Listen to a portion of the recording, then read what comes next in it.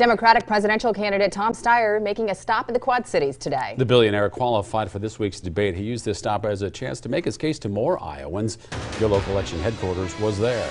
Tom Steyer started by giving a small speech and then opened up the floor to questions from the audience.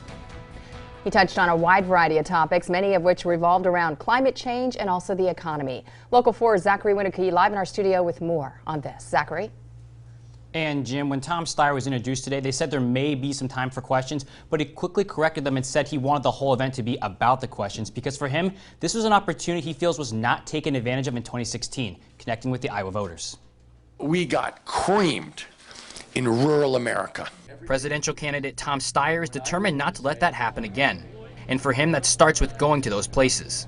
The whole point of this is to talk to people directly and get it in your bones that there's something here that has to change. So today, during his meet and greet, he spent more than 35 minutes answering questions. The variety of topics was wide. Are you willing to say that you will continue to work, specifically, I think, in 3 states, Wisconsin, Minnesota, and Pennsylvania? I have a question about the beneficial state bank. But he spent a good amount of time addressing something else, his status as an outsider billionaire. You have to ask who you can trust to do that. Whether it's someone who for 10 years from the outside has been taking on and beating these corporations, or someone from inside the Beltway who's part of the system. My argument is, you know I want to do it, you know I can do it, I believe I'm the person to do it, and I believe when you really want to change a system, the change always comes from the outside, not from the inside.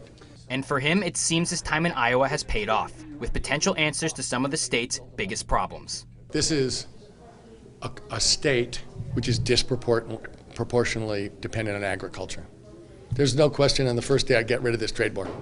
It's an attack on Iowa farmers. It's an attack on the Iowa economy. It's been a disaster and a failure. And the first rule of holes is when you're in one, stop digging. And though he did qualify for the debate later this week, he's not sure if he will participate. The host, Loyola Marymount University, is in the middle of a labor dispute with a food service company who will be protesting at the debate. He says he will partake if a solution is found. Live in the studio, Zachary Winnicky, Local 4 News.